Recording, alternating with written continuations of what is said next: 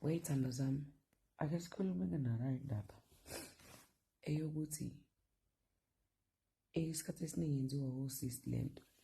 Mangabe usiphelile i-relationship bese uthi, ayi kodwa wena Sibo bungangichamisi, ayi wena Sibo bunganginelisi, anginandaba, hamba bayokubona abanye, hamba ne-disability yakho.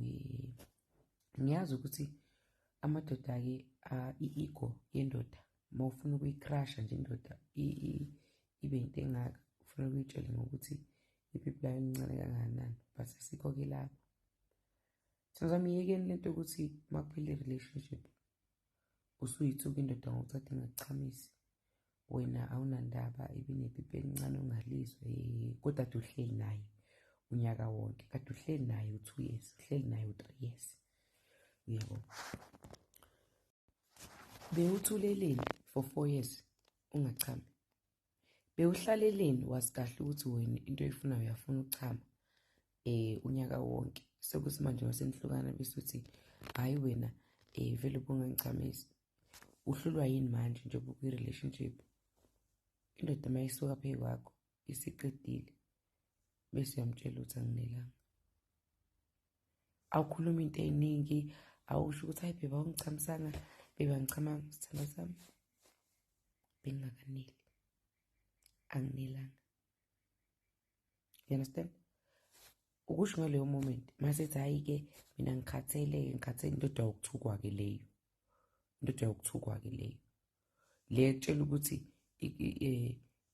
methi ukhathele, nga-understand qeda ukuchama. Amanye amadoda ipipi alivuki same time ebese iyagibela futhi adinga ukunikeza isikhashana ithi ukubhrida, iphefumule. Kazi ngiphethwe umkhuhlane, iphefumule indoda, ithi ukuphefumula. Mhlawumbe uthole ukuthi amadoda athatha isikhathi esihlukene-ke, khona indoda ethatha mhlawumbe uzodinga i-hour ukuze ipipi lakhe liphinde livuke, khona odinga o-4 hours, khona ezoze livuke ngakusasa lo odinga le product engiyidayisayo-ke.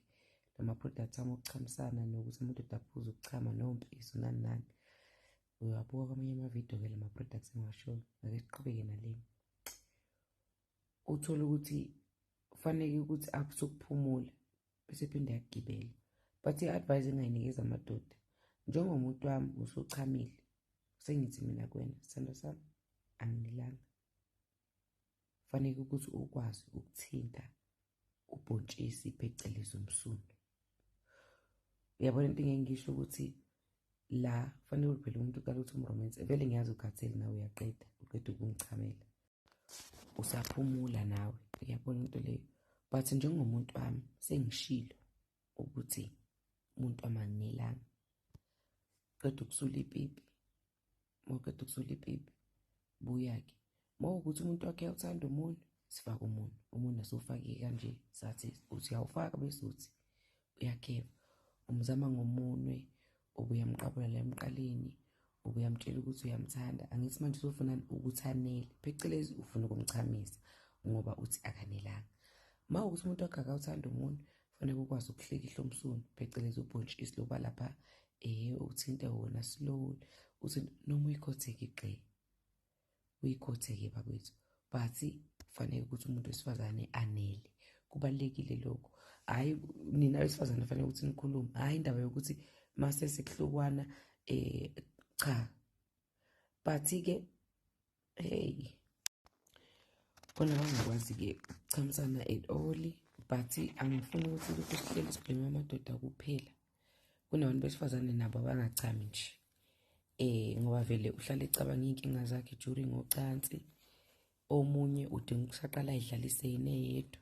Ngoba phela nganitshela ukuthi uma ukwazi uchama empilweni yakho, namadoda asekuzamile, uyaqoma left and right and center. Ngeke bonke amajita ahluleke, ngeke. Khona amadoda ahlulekayo ukusichamisa, but akhona amadoda futhi achamisanayo. Wena wonke nje, wonke umuntu ojola naye nje akakuchamisi, wonke umuntu ojola naye akakuchamisi, nawe akuyi-question.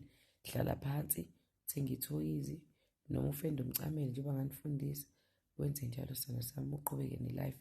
Indoda mase uyithola usuke wachama wena uwedwa, noma isekudla uzoyizwa lento ethi kufanele uchame manje. Ngiyabona into leyo.